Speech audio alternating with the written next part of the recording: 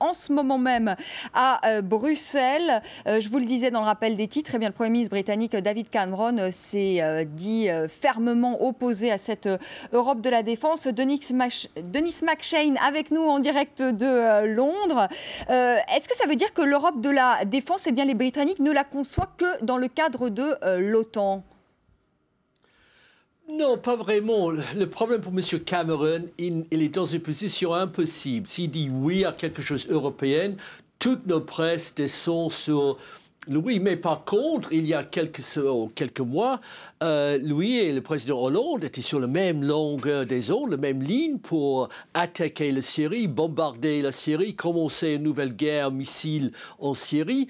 Et c'était le Parti travailliste, les socialistes et les chambres des communes, avec pas mal de députés conservateurs, qui ont dit non. Et grâce au courage de jeunes leaders du Parti travailliste, M. Ed Miliband, l'Europe a tourné le dos à la guerre.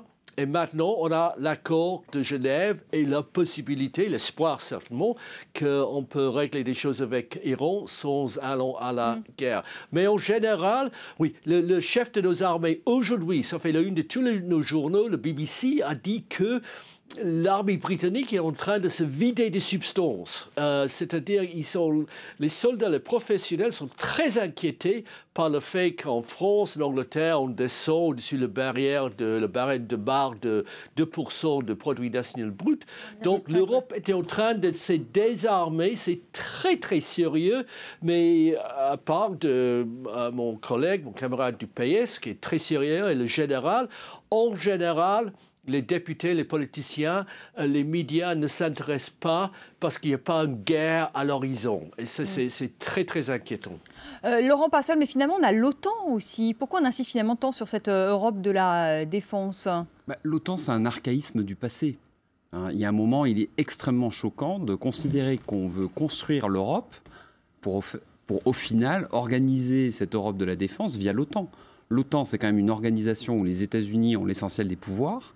Et il est totalement anormal de soumettre notre défense aux États-Unis, surtout dans une organisation qui est issue de la guerre froide. Aujourd'hui, l'OTAN devrait être retirée en référence de tous les traités européens et on devrait éventuellement collaborer, mais d'égal à égal avec les États-Unis et surtout pas dans une organisation où, de facto, les États-Unis ont la majorité des pouvoirs. Vous êtes d'accord avec ça, Général Desportes? L'OTAN, c'est plus d'actualité d'une certaine manière? L'OTAN, ça existe, c'est quand même aussi une très bonne machine à formater, à rendre interopérables les armées entre elles. C'est 50 années de doctrine, de procédure, donc c'est un acquis. Mais à côté de ça, c'est vrai que les Américains jouent un rôle tout à fait considérable et d'ailleurs fournissent 75% des dépenses otaniennes. C'est tout à fait étonnant. Pendant la guerre froide, les Américains fournissaient 50, les Européens 50. Aujourd'hui, les Américains 75 et nous 25. On voit que ça ne fonctionne pas. C'est pour ça que l'OTAN, quelque part, rend un mauvais service à l'Europe. Parce qu'il faudrait que les Européens comprennent qu'ils ont besoin de construire leur défense. Et aujourd'hui, à tort, vraiment à tort, ils ont l'idée de ce parapluie américain qui se déploierait à nouveau éventuellement. Et c'est évidemment faux. Les Américains ne reviendront jamais en Europe comme ils l'ont fait par 2 fois au XXe siècle. D'ailleurs, il n'y a plus un soldat américain au sol en Europe. Il n'y a plus un blindé américain. Donc il y a une fausse illusion. Je crois que les Américains ont besoin d'une Europe de la défense forte et le meilleur service qu'ils se rendraient à eux et à nous, c'est de nous dire « nous nous retirons, débrouillez-vous ». Pour l'instant, trop d'Européens croient trop dans le parapluie américain. Je voudrais qu'on écoute justement le Premier ministre britannique, parce qu'on en parlait tout à l'heure, David Cameron, qui s'est exprimé donc, lors de ce sommet européen qui se tient à Bruxelles. David Cameron. Il est normal que les États coopèrent sur des sujets de défense pour que nous soyons tous en sécurité. C'est dans notre intérêt à tous. Mais il n'est pas correct pour l'Union européenne d'avoir des capacités militaires, des forces armées, une aviation. Et il faut faire cette démarcation claire entre une coopération qui est bien et une armée européenne qui est une mauvaise chose. Édouard de Riancipel, est-ce qu'on a les moyens de partir seul en guerre? Je parle aussi des moyens économiques, parce que tout à l'heure, vous parliez de l'Europe qui a donné 50 millions d'euros pour la Centrafrique. Mais l'opération au Mali a coûté 500 millions d'euros. Combien va coûter maintenant l'opération en Centrafrique? Est-ce que la France a les moyens? Oui, parce que nous avons défini, dans le cadre du livre blanc sur la défense et la sécurité nationale, auquel j'ai eu l'honneur d'être l'un des membres. Et ensuite, maintenant, ça s'est traduit dans la loi de programmation militaire pour 2014-2019. L'une des fondements de ce livre blanc et l'une des préconisations fondamentales qu'avait fixé le président de la République, c'était de dire que la France doit avoir la capacité d'entrer en premier et de faire un conflit seul sur un certain nombre de sujets. Donc ces capacités, nous les avons pour assurer notre souveraineté, notre sécurité. Et donc la France, parce que c'est pas n'importe quel pays, c'est un membre permanent du Conseil de sécurité, il n'y a que 5 pays au monde qui font partie, nous devons assumer nos responsabilités. Donc la France, oui, a les moyens capacitaires, militaires, de défense, d'entrer en premier seul pour des conflits d'un certain nombre de natures. Parce que c'est la France, nous avons donc cette capacité d'entrer en premier, la dissuasion nucléaire et des capacités militaires qui vont dans ce sens. Ensuite, je voudrais dire 2 choses. D'abord, c'est vrai que beaucoup de pays européens se reposent, comme vous le dites, mon général, sur le parapluie européen ou sur l'OTAN pour ne pas aller davantage sur l'Europe de la défense. Je pense que cette histoire-là est en train d'être terminée, même si l'OTAN représente quelque chose d'important et qui a montré son efficacité. C'est que la stratégie américaine elle-même, elle se désengage de l'Europe, elle se désengage en grande partie de l'Afrique pour aller davantage vers l'Asie-Pacifique, et y compris se désengagera en grande partie, peut-être pas totalement, je pense qu'ils garderont toujours un œil sur le Moyen-Orient, mais ils se désengagent fortement de ces régions. Et d'une certaine façon, c'est à l'Europe, en effet, d'assurer la sécurité de notre continent comme de notre région, de notre environnement immédiat, donc l'ensemble du continent africain. Et donc c'est pourquoi nous devons bâtir des partenariats entre nous d'abord et ensuite avec les Africains dans leur ensemble. C'est très important. Et j'ai un message à M. Cameron. Je comprends un petit peu les décisions qu'il est en train de prendre. Elles sont sans doute dictées davantage par la politique intérieure que par la prospective européenne. Je trouve qu'il pourrait aussi s'inspirer en ce moment d'un certain M. Churchill, qui lui savait aussi prendre son courage à deux mains pour prendre des responsabilités et des décisions qui ne sont pas simplement à court terme pour les prochaines élections. Il faut savoir être à la hauteur du moment historique que nous vivons. Et j'ai aussi à ce moment-là, avec le gouvernement français, quelque chose à proposer. Nous avons dit une chose simple. Ce n'est pas parce que quelques-uns veulent bloquer, ne veulent pas aller plus loin, qu'ils doivent empêcher les autres pays européens d'avancer plus loin et plus vite en matière de défense européenne. Si M. Cameron, avec la Grande-Bretagne, ne veut pas faire partie du jeu, veut garder ses billes chez lui, c'est son affaire. Mais il ne peut pas, par cette voie-là, empêcher les autres d'avancer plus loin. J'espère qu'ils feront partie avec nous du projet de défense européen, et y compris de manière simplement pragmatique, avançons pas à pas. Personne ne peut bloquer ceux qui veulent avancer pour le faire. Laurent Passol. Laurent Passol, après vous, Denis McShane. Laurent Passol, le général des forces. Enfin, aujourd'hui, je pense qu'il regarde un peu ce qui se passe en Europe, et les politiques globales européennes ne marchent pas. On a quand même une zone euro. Si on regarde, sur l'union bancaire, ça marche. Il y a du retard, ça ne marche pas du tout. Vous avez un fonds de 55 milliards d'euros. Laissez-moi juste parler 2 secondes. L'Union Vous avez déjà beaucoup parlé, monsieur. Est-ce que vous êtes pour l'Union européenne ou vous êtes contre l'Union européenne? 2 secondes parler. Allez, Laurent Passol. C'est important de connaître le fondement de votre pensée. Un fonds de 55 milliards d'euros, c'est ridicule. 55 milliards d'euros, c'est même pas suffisant pour éteindre l'incendie des banques espagnoles. Et sachant que c'est un fonds qui va se constituer en 10 ans. Est-ce que vous êtes d'accord sur l'Union européenne? Je suis pour la construction européenne, pour la sortir de l'Union européenne. Pas du tout. Parce que c'est ambigu la position de Debout la République. Je vous ai laissé parler, j'aimerais bien juste Laurent que vous me laissiez parler. Allez, Laurent Passol. Et après, je veux qu'on revienne sur la défense, s'il vous plaît. Donc cette Union européenne, aujourd'hui, elle ne marche pas bien. Et je crois que David Cameron fait la bonne analyse. Vouloir centraliser, vouloir encore faire des fonds théodules, comme on le fait avec cette union bancaire, mais des coopérations ponctuelles. Je pense que ce qui a été fait sur le Mali ou sur la Centrafrique, c'était des bons exemples. Ça a bien fonctionné.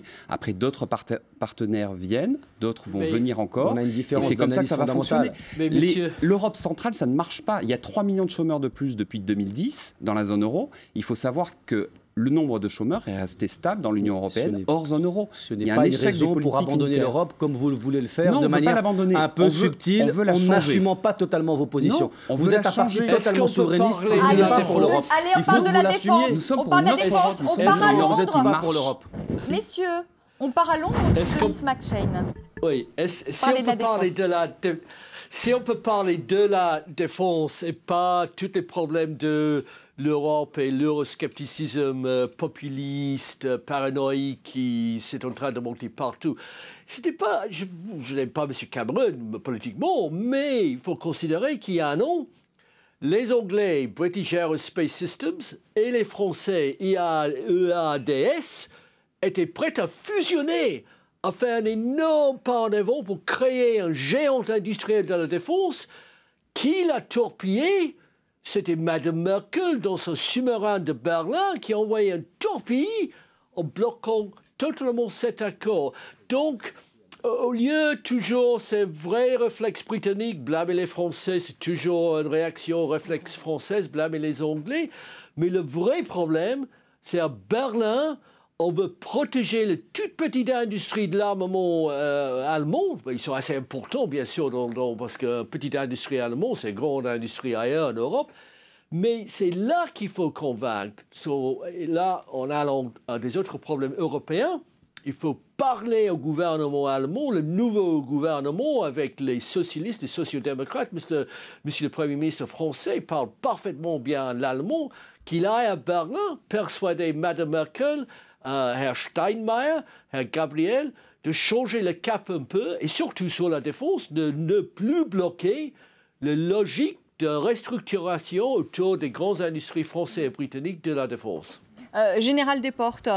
Effectivement, sur ce point, ce qui est embêtant, c'est que les trois poids lourds de la défense, la France, la Grande-Bretagne et l'Allemagne, qui pèsent 75% des investissements, s'opposent sur la plupart des dossiers. Donc on voit bien qu'il faut que la France continue à avancer seule, puisqu'elle est bloquée. Je voudrais revenir sur ce que vous avez dit tout à l'heure, monsieur le député. J'approuve globalement, en particulier ce que vous dites de la Grande-Bretagne est parfaitement vrai. Si la Grande-Bretagne ne veut pas avancer, qu'elle reste à côté et que nous continuons à avancer avec les autres. Mais le point sur lequel je veux réagir, vous dites, nous avons les moyens d'intervenir en premier et de rentrer en Centrafrique. Moi, je dirais, nous avons encore les moyens, mais je ne crois pas que ce sera pour très longtemps. Je note que la précédente loi de programmation militaire a dégradé les capacités conventionnelles de la France de 25%. Je note que cette loi de programmation militaire va dégrader encore de 25%. Ceci, c'est les chiffres des programmes prévus. Je continue. Or, les fragilités de cette loi, vente des Rafales, on voit que c'est tout à fait compliqué. Ensuite, les Rex, on voit que ça va bien aller au début. Tout le monde peut se poser des questions pour la fin, d'autant plus qu'on est arrivé presque à 7 milliards de Rex nécessaires.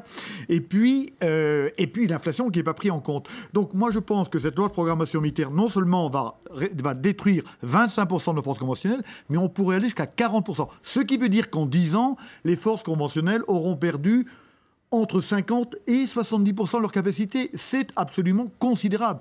Ce que je veux dire, c'est que les Français doivent savoir que leur défense est dégradée profondément. Et ce n'est pas tous les beaux discours qui le cachent, qui modifient cette vérité. La France, bientôt, ne sera plus défendue. C'est le dernier pas avant le précipice en termes de défense. Non, mais ça, je ne peux pas absolument du tout, malgré tout le respect que j'ai pour vous également, mon général, je ne partage absolument pas. Je comprends que vous ne le partagez pas, mais non, pourtant c'est vrai. Pas du tout, parce que vous donnez des chiffres. Très bien, c'est vrai qu'il y a des efforts massifs qui sont demandés à l'armée de terre, par exemple. À toutes les armées. Pas Dans toutes les armées, c'est 25. Pas à toutes les armées. Alors pourquoi l'armée de terre qu'on utilise tout le temps? C'est l'armée de terre qu'on déploie en Centrafrique, c'est l'armée de terre qu'on déploie en Mali. Il ne vous a pas échappé, mon général. Il ne vous a pas échappé, Il ne vous a pas échappé, mon général. Les 25%, c'est toutes les armées. Quelle force opère au Mali? Comment? Quelle force opère en particulier? Et il ne vous a pas échappé d'ailleurs que dans cette loi de programmation militaire, nous avons renforcé les moyens des forces spéciales. Et ce sont les forces de demain. C'est-à-dire que tout ne peut pas reposer, je suis d'accord avec vous, sur les forces spéciales. On dégraisse un certain nombre de choses parce qu'il faut faire des efforts. Il faut surtout créer une armée cohérente, une défense cohérente, un outil de défense cohérent pour répondre aux enjeux de demain. Les conflits de demain ne sont pas ceux d'hier. Et je pense que l'armée que nous avons bâtie pour notre défense, 2020 est une armée parfaitement cohérente qui pourra répondre aux enjeux de demain. Ce sont les enjeux industriels qui ont été maintenus et tous les industriels nous ont applaudi dès demain. Avec 50 000 emplois industriels qui vont disparaître. Ce sont les efforts monstrueux que nous avons mis pour renforcer le renseignement, la recherche et la technologie, en particulier la cyberdéfense, faut-il encore le citer, et puis surtout ces forces spéciales qui, elles, interviennent à chaque fois lorsque c'est nécessaire dans des conflits. Nous sommes en train de préparer l'armée pour répondre aux conflits de demain. On ne peut pas regarder, mon général, l'armée d'hier pour des conflits de demain et vouloir simplement garder une armée massive avec des moyens qui ne correspondent plus aux conflits de demain. Et je crois que la LPM, de ce point de vue-là, a été applaudie dès demain par l'ensemble des observateurs qui sont des spécialistes. Allez, je peux comprendre votre déception sur un certain nombre de points, mais je crois que notre armée de demain est après adaptée aux défis de demain. Général Desportes, et ensuite vous, Denis McShane. Vous pouvez affirmer cela, mais c'est faux. Écoutez tout ce qui s'est dit à l'Assemblée nationale, vous y étiez. Par la droite. Pas par mon groupe et pas par la majorité. Pas par la Et majorité. qui avait de très évidemment. mauvaise foi, parce qu'au lieu de faire une loi de programmation militaire, ils ont fait une RGPP. J'ai la parole, 15 secondes. Vous dites ça parce que naturellement, vous soutenez cette loi de programmation militaire qui est celle de votre gouvernement. Mais ce que vous dites est faux. Pour le pays, nous sommes en train de bâtir une armée qui n'est pas un modèle cohérent. La guerre de demain, vous ne la connaissez pas. Ce qui est sûr, c'est que ce ne sont pas des quelques forces spéciales et quelques avions. C'est ce qu'a voulu faire M. Rumsfeld en Afghanistan. Quelle réussite que l'Afghanistan. Non. La guerre, oui, monsieur. La bataille, on peut la gagner, monsieur le député, avec quelques forces spéciales. La guerre, ça se gagne dans le temps long avec des forces qui contrôlent l'espace terrestre, aérien ou maritime. Et pour ça, il faut des moyens. Denis McShane à Londres. Denis McShane, oui, tout à fait. La parole est à vous. Oui, merci. Le duc de Wellington, quand il fait bataille contre Napoléon, il écrit à gauche et à droite « Ah, le trésor britannique ne m'envoie jamais assez de soldats, assez de canons, assez de cavalerie, assez d'argent et de balles. Donc, je regrette, mais les généraux font toujours plus de tous. Et pour le moment, étant donné l'état de nos économies, c'est difficile. Mais moi, je prends une politique plutôt gaulliste. Le général, une fois il a quitté l'Algérie, il ne fait jamais la guerre. On avait une très bonne défense aussi sur Ronald Reagan, dans les autres périodes. On avait une armée, mais on ne l'utilise pas. Le problème, c'est cette dernière 10 ans, en Irak, Afghanistan, Mali, Libye, on demande à être présent partout. Donc il faut reviser, à mon avis, notre stratégie d'intervention, penser plus à des autres politiques pour résoudre des problèmes diplomatiques, aide et commerce. Donc, si on demande toujours d'avoir d'énormes armées, d'intervenir ici et là, il y a un pays corrompu, il y avait cruauté, il y avait tous les problèmes du monde. Non, on n'arrive jamais à avoir ça. Donc, il faut vraiment un vrai débat stratégique sur la défense européenne, mais on ne fait jamais ça avec notre politique balkanisée, chaque pays insistant sur ses traditions, ses petites industries, sa politique cybersécurité. Il faut vraiment une politique européenne. Il n'y a pas un seul leader prêt à faire le pas en avant, le vrai bond, la vraie fusion, disons, fini avec contrôle de l'Élysée, Downing Street, Kanzleramt à Berlin, créer un système Airbus, je ne sais pas exactement, pour avancer l'Europe de la défense. Il y a aussi quand même une logique de moyens, parce que là, le discours que vous nous servez, c'est le discours que le Parti socialiste et l'UMP servent depuis 20 ans. Ils disent qu'il y a une adaptation, et en fait, année après année, la baisse des dépenses se poursuit. Aujourd'hui, on est à 1,56% du PIB hors pension. Les spécialistes estiment qu'il faut 2%. Donc chaque année, on peut regarder, depuis 20 ans, les statistiques sont formelles, tous les gouvernements socialistes depuis le général de Gaulle en 65, le budget de la défense est en baisse constante. Il était au-dessus de 5. Aujourd'hui, on peut intervenir au Mali et en Centrafrique. Demain, c'est pas évident qu'on pourra le faire. Vous déshabillez à chaque fois la défense, c'est toujours le parent pauvre du budget et des priorités de la nation. Depuis 1965, le budget de la défense est en baisse constante. Et c'est notre gouvernement qui a encore une fois stabilisé le budget de la défense. Mais je rappelle que nous avions trouvé dans 5 ans parce moins que 5 vous milliards beaucoup en premier rien du tout. On l'a voté, monsieur. Il n'est pas stabilisé. Voilà. Ça fait peut-être mal à un souverainiste comme vous de voir que c'est la gauche qui sauve la défense en France, mais c'est bien la réalité. 31,4 milliards par an stabilisés jusqu'en 2019. Moi, ce qui m'intéresse et ce qui intéresse peut-être nos téléspectateurs. Je peux vous le dire, de toutes les autorités militaires que j'ai rencontrées, on m'a dit, on a un bon ministre de la Défense qui a fait les bons choix, malgré une période difficile. On attendait une gauche qui vienne casser la défense et jouer comme une variable d'ajustement. Et c'est nous, oui, mais le général Desportes, nous connaissons ses positions, mais la majorité de la défense nationale... France, monsieur, c'est tout, et je défends la défense de la général, France. Je sais bien, je ne mets pas ça en doute. Je dis juste que votre position me paraît être majoritaire au sein des armées. Elle est majoritaire au sein des armées. Allez écouter, allez interroger les officiers. Je vois tous les généraux, tous les officiers. Je vois les responsables de la sécurité nationale. Ils me disent, on a un bon ministre qui a fait un bon budget dans des conditions très difficiles. Allez. Général Desportes, moi ce que je voudrais savoir, et ce sera le mot de la fin, est-ce qu'aujourd'hui, est-ce qu'on peut dire que le monde se réarme, notamment la Chine, les pays émergents, et nous, dans tout cela, l'Europe, est-ce qu'on a besoin aussi de réarmer aujourd'hui l'Europe pour des conflits à venir? On doit sûrement la réarmer moralement, mais on doit aussi sûrement la réarmer matériellement. Vous avez raison, le monde entier se réarme, souvent avec des budgets avec des croissances à 2 chiffres, comme la Chine, Chine, comme la Russie, comme l'Inde, et l'Union européenne désarme depuis 2006. Et c'est une erreur ? Bien sûr, c'est une erreur, madame. Quand vous êtes riche et désarmé, au bout d'un moment, vous êtes attaqué par celui qui est très armé et plus pauvre. C'est comme ça. Ça fait peur, Édouard Dorian-Sipel? Je ne crois pas du tout que les conflits de demain soient des conflits où les Chinois ou je ne sais quel autre pays viennent lâcher une bombe sur nous. C'est pas ça la réalité de demain. Il y a tellement d'interdépendance que personne n'a intérêt à la guerre. Je pense que les conflits de demain sont tout à fait nouveaux. Votre livre, de ce point de vue, est particulièrement intéressant. Ce sont des conflits, on voit bien les zones de stabilité, mais les grandes nations entre elles n'ont pas intérêt à la guerre, même s'il faut toujours se méfier. Et c'est la raison pour laquelle, je le dis de manière très formelle, que le président de la République a décidé de ne pas toucher un seul cheveu à la dissuasion nucléaire dans ses deux composantes maritimes et aériennes, alors que beaucoup pariaient sur un dépeçage de la dissuasion nucléaire. Je crois que les choix doivent être appréciés à la lumière de ce qu'ils sont. Je crois que c'est une erreur, que ça demande un débat. On peut débattre. Ça sera l'occasion justement d'un autre débat. Merci à tous les trois d'être venus sur le plateau de France 24. Merci à Denise McShane d'avoir été avec nous en direct de Londres. Le général Desportes, Penser autrement, la guerre probable. Et c'est aux éditions Economica. Et vous restez avec nous si vous le voulez bien. Je vais retrouver Karim Yayaoui. Karim, bonsoir. Qu'est-ce qui a fait le buzz aujourd'hui sur les réseaux sociaux? Eh bien, on parle de Vladimir Poutine, l'homme de l'année selon certains médias. Et vous restez avec nous silencieusement. Alors on en parle beaucoup de Vladimir Poutine aujourd'hui dans un certain nombre de médias. Du côté de Courrier International, Poutine le Grand contre l'Europe, nous explique Courrier International, qui reprend Der Spiegel avec une année 2013 très réussie pour Vladimir Poutine, à en croire le journal allemand. C'est vrai qu'il a fait entendre sa voix sur beaucoup de dossiers, l'Iran, la Syrie. On sait aussi qu'il a accueilli Edward Snowden, ce qui n'a pas franchement fait plaisir aux Américains. Il a réussi à remettre dans sa sphère d'influence l'Ukraine. En tout cas, c'est ce qu'explique Der Spiegel, qui choisit un titre un petit peu provocateur. Poutine, le voyou, comment il attaque les pays occidentaux et la démocratie. Alors Vladimir Poutine est aussi dans une lutte d'influence avec les États-Unis.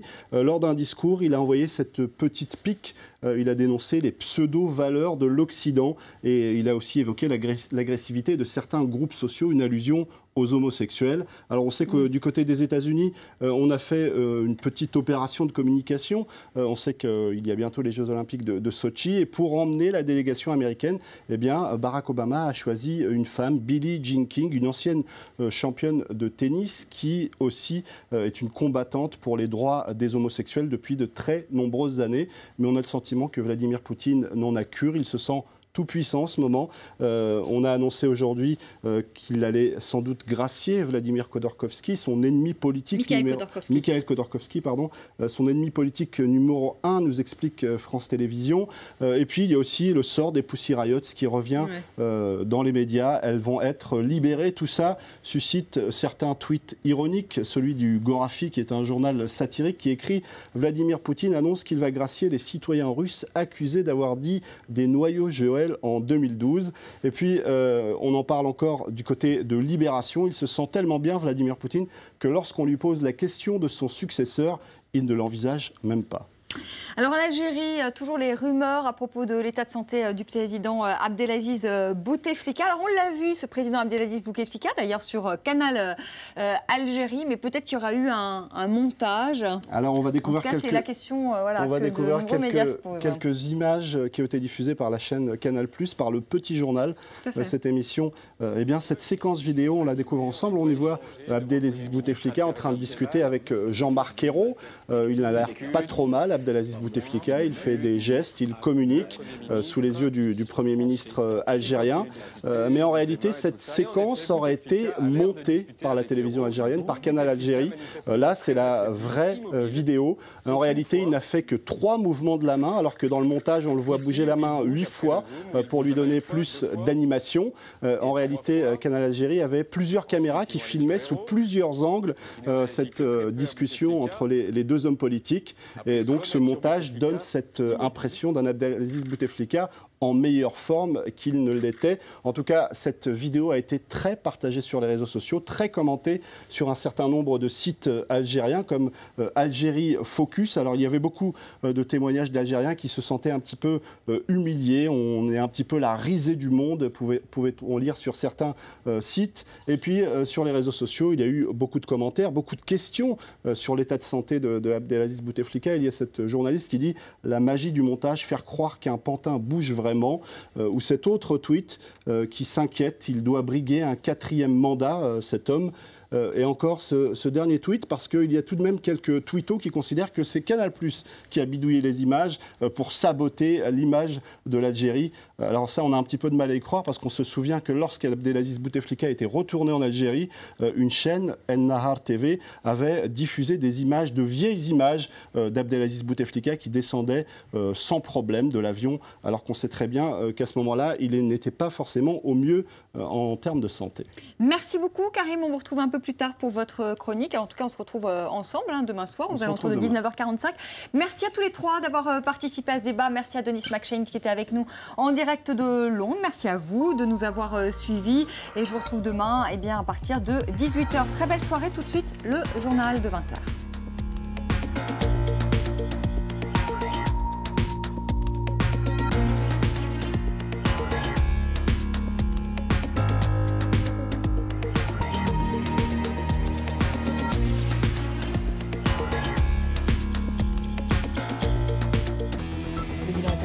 Billet retour à Banda Aceh. 26 décembre 2004. Un tsunami d'une ampleur jamais égalée. Des vagues de plus de 35 mètres de haut balayent les côtes de l'océan Indien. En Indonésie, la ville de Banda Aceh est plongée dans le chaos. Au lendemain de la catastrophe, plus aucun signe de vie sur les 240 km de côte. Depuis, la ville s'est reconstruite autour de sa grande mosquée, restée miraculeusement intacte. Billet retour à Banda Aceh, un document inédit à découvrir sur France 24 et France24.com.